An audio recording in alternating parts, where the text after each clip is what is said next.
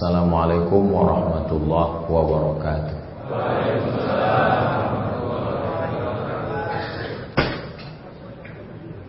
Kalau Tuan pergi ke Batam, jangan lupa pergi berenang. Dari bunyi sambutan salam sepertinya jamaah belum makan siang.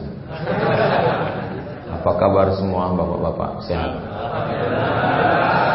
Alhamdulillahirabbil alamin.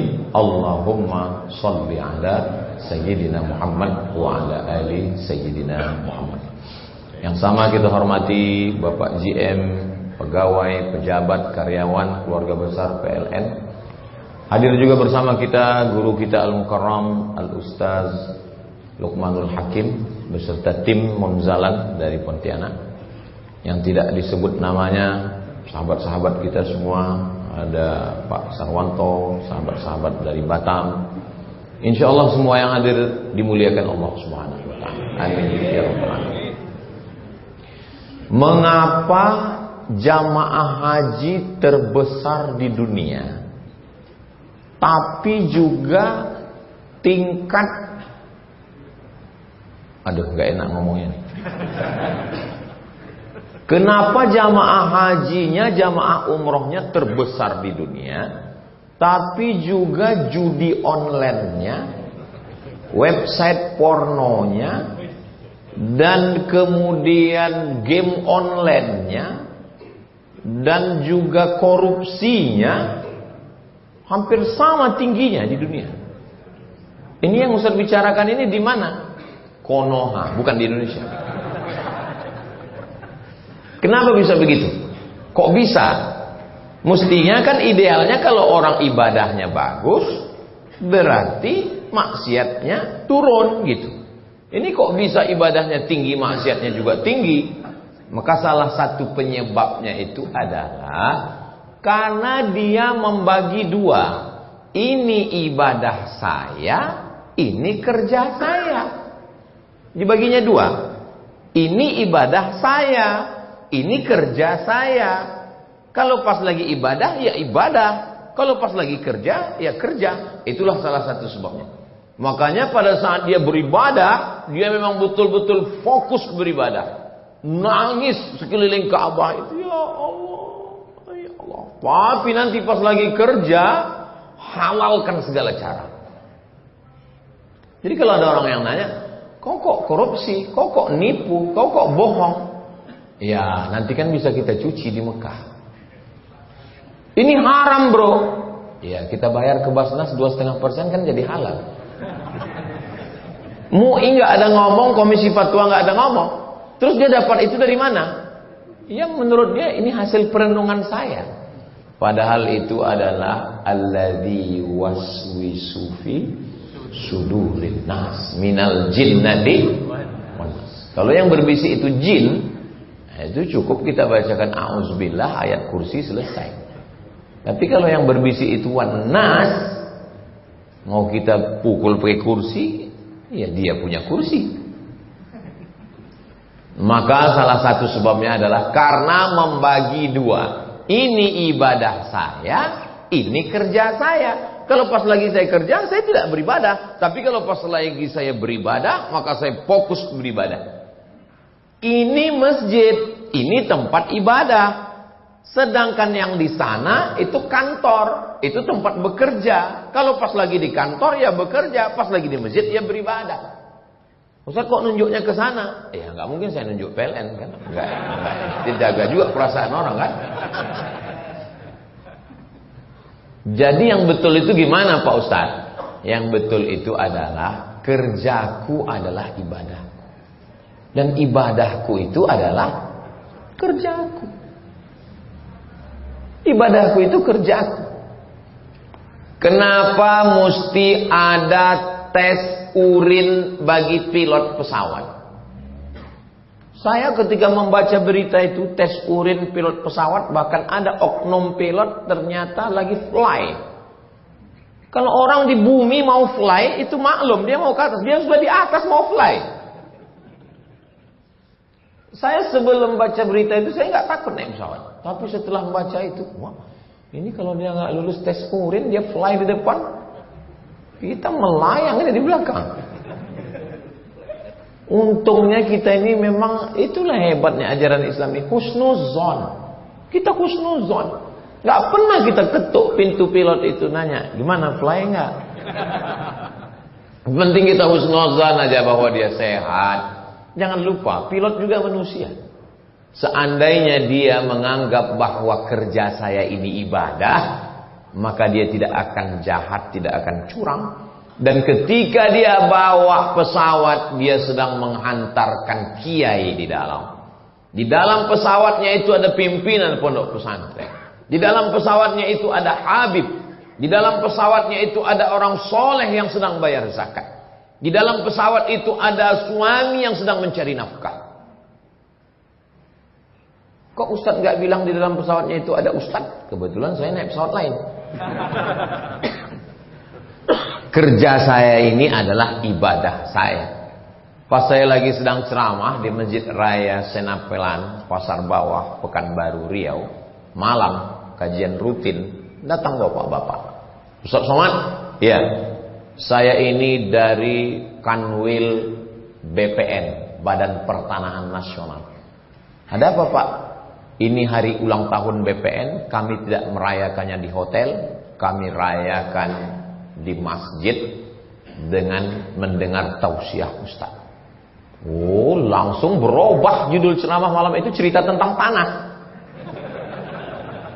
Kita diciptakan dari tanah, berjalan di atas tanah, menjual tanah, kerja di kantor tanah, ngurus surat tanah, memperjuangkan tanah, berperkara ke pengadilan gara-gara tanah, dan akan mati dimakan cacing tanah. Padahal sebetulnya malam itu judulnya bukan itu. Ini kerja saya ngurus surat tanah, tapi khusus untuk tanah-tanah masjid, maka diberikan prioritas untuk ngurus sertifikat di BPN dan gratis Pak Ustaz. Ustaz kan ceramahnya di PLN, kenapa yang kan nggak mungkin kita langsung menuju PLN kan? Ya, kita bawa cerita ke kantor lain dulu. Banyak tanah masjid yang tidak didaftarkan. Karena dulu waktu zaman kakeknya wakaf tanah. Saya wakafkan tanah ini untuk masjid. Suratnya disimpan sama pengurus masjid. Zaman bapaknya masih baik. Zaman cucunya sudah banyak utang gara-gara pinjol. Akhirnya dia bongkar-bongkar lemari bapaknya. Ada satu tanah yang belum dijual. Tanah tuh tahu semua. Akhirnya tertulislah di depan masjid, dijual tanah masjid. Pengurus masjid komplain, kenapa kamu jual tanah masjid? Ini masjidnya kami yang bangun. Masjidnya memang kalian yang bangun, tapi tanahnya punya saya. Kalau kalian mau ngambil masjid ini, silakan ambil. Lembut tapi mengena. Viral. Sudah dapat beritanya? Nanti saya share.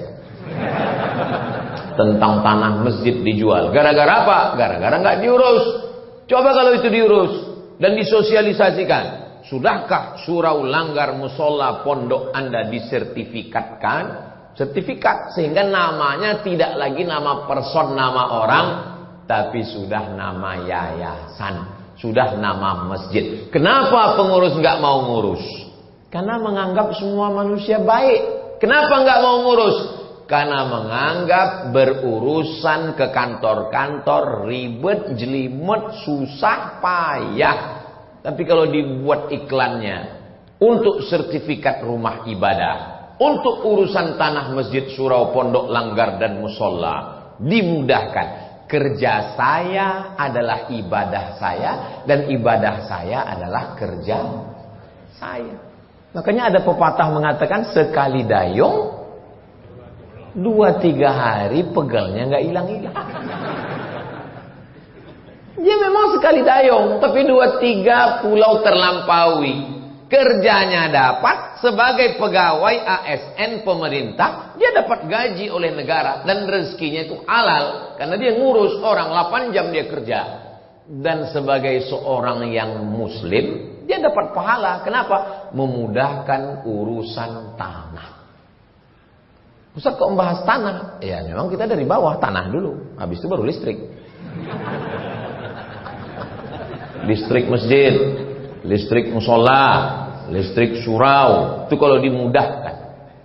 Bayangkan pondok pesantren santrinya 10.000. Pas lagi kiai baca kitab, padam. Bayangkan itu. Memang bekerja di PLN ini, mati lampu dicaci maki, pas menyala nggak dipuji. Itu maka judul khutbahnya tadi, Allahu Akbar kabira, walhamdulillahi katsira. Makanya kalau orang PLN sudah nyala, kok kami nggak dipuji ya? Walhamdulillahi katsira. Besar masalah kami ini Pak Ustaz. Allahu Akbar. Pas lagi musim panas terik, air menyusut. Kalau air menyusut, turbin nggak jalan, mati lampu. Wah. Pas lagi musim hujan, air naik, turbin jalan, pohon tumbang. Kenapa? Ustaz kok tahu? Begitu biasanya alasan orang PLN. Bukan yang di Jawa Timur. Ini yang jauh lah pokoknya.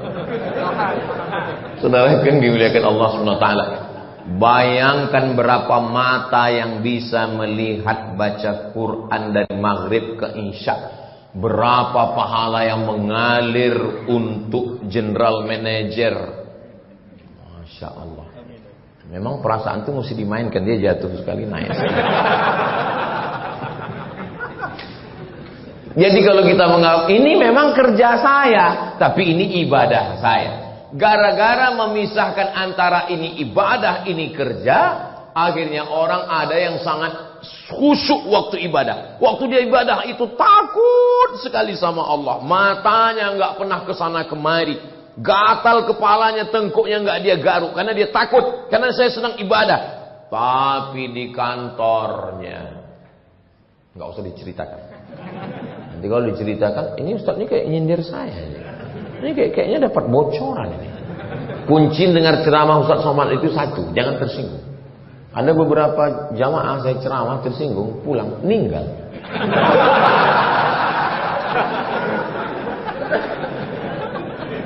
Kadang kita ini kalau dengar ceramah orang, seakan-akan penceramah itu nyindir kita aja gitu.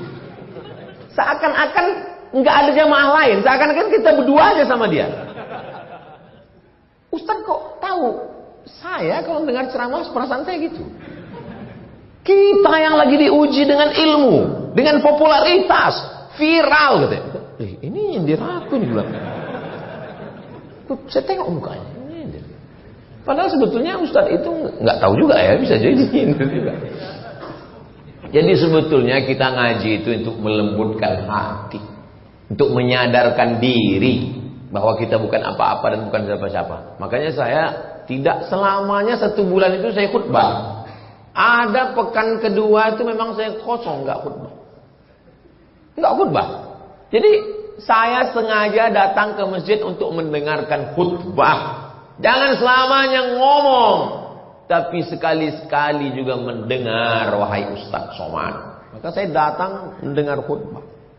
Disitulah baru saya sadar ternyata menjadi pendengar itu jauh lebih berat daripada ngomong. Ngantuknya itu. Saya waktu sedang khutbah nggak pernah ngantuk. Tapi pas lagi mendengar khutbah, kadang-kadang bercabang saya tengok khotib itu. Itulah alasan kenapa kalau saya lagi khutbah itu mata saya ke kanan, ke kiri. Jadi saya khutbah itu kan mata saya ke kanan, ke kiri, melihat mana yang ngantuk. Mana yang ngantuk, disitulah biasanya suara saya paling lantang. Allah yang maha besar. Karena dengan khotib, makanya saya kalau lagi bimbing ustadz-ustadz bengkel khotib namanya. Jadi kami buat acara namanya bengkel khotib. Jadi khotib-khotib yang rusak ini mesti dibawa ke bengkel. diadakan evaluasi, disuruh khutbah satu-satu. Memang iya jamaahnya salah juga, tapi dia juga marilah kita bersyukur kepada Allah. Itu kan mengantar tidur itu. AC-nya kencang, lampunya remang-remang, sejuk, enak memang sholat Jumat di Masjid PLN. Saudara yang dimuliakan Allah Subhanahu wa taala, kenapa ada orang saat beribadah itu khusyuk sekali? Takut dia bulu hidungnya copot. Gatal hidungnya, enggak dia garuk, takut dia copot. Paling cuma bergerak-gerak aja. Karena kalau sampai ngupil, copot bulu hidung, berarti melanggar larangan ihram, bayar dam.